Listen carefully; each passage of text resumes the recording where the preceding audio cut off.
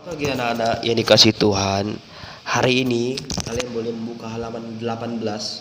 Kita melihat di pelajaran 3. Di situ ada materi Allah penolongku yang setia.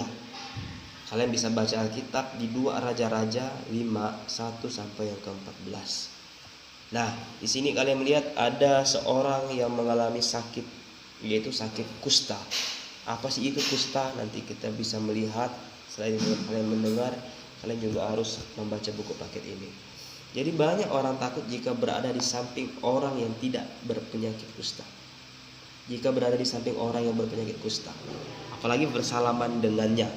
Padahal tidak semua penyakit kusta itu menular, tergantung seberapa parahnya kondisi luka itu. Jadi orang yang penyakit kusta ini di tubuhnya tuh terdapat semacam koreng-koreng yang merah-merah, yang bernanah, yang berdarah. Jadi sangat menjijikkan, sangat menakutkan. Tetapi sebenarnya penyakit ini tidak menular, apalagi bersalaman, tidak. Jadi orang yang berpenyakit kusta pada saat ini berbeda dengan orang yang berpenyakit kusta pada zaman Alkitab.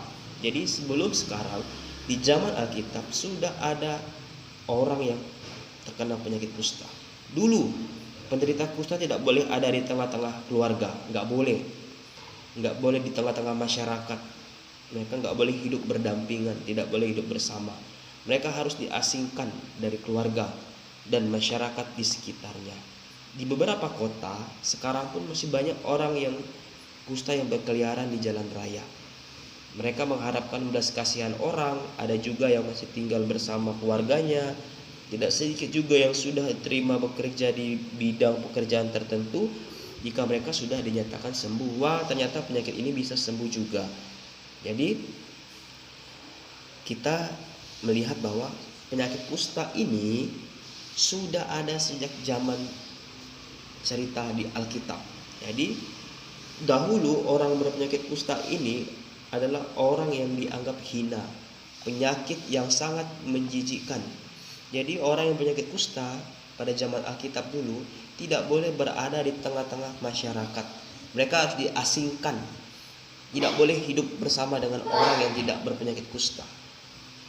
Bahkan pada waktu itu penyakit ini dianggap sebagai penyakit kutukan dari Tuhan. Jadi sangat-sangat dijauhi pada zaman dahulu.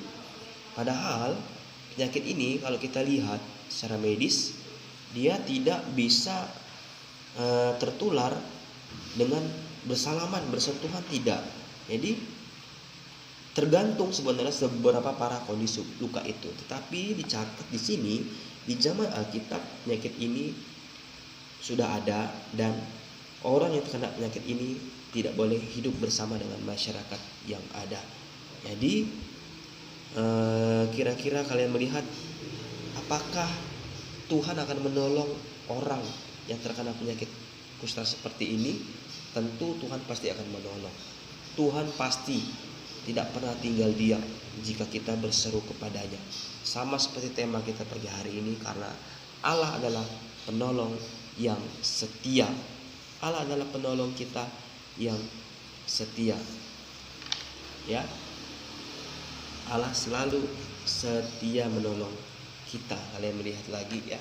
Kita masih di awal pelajaran ini. Kita masih membahas kitab 2 Raja-Raja ini. Seperti apa nanti kelanjutannya, nanti Pak Guru akan lebih menjelaskan lagi bahwa Allah penolong yang setia. Kalian harus melihat dulu bahwa penyakit kusta ini seperti apa sih kusta ini, apa sih penyakit kusta? Yang jelas adalah kusta itu penyakit kulit ya, penyakit kulit yang bisa terjadi dalam setiap manusia. Jadi pada zaman dahulu, Pak Guru ulangi, di zaman Alkitab penyakit kusta ini sudah ada, bahkan diasingkan, dijauhi oleh orang banyak pada waktu itu. Ini kalian mengerti, kalian pelajari dulu pada pagi hari ini tentang penyakit kusta ini dengan baik sebelum kita lebih jauh nanti menjelaskan yang selanjutnya. Terima kasih.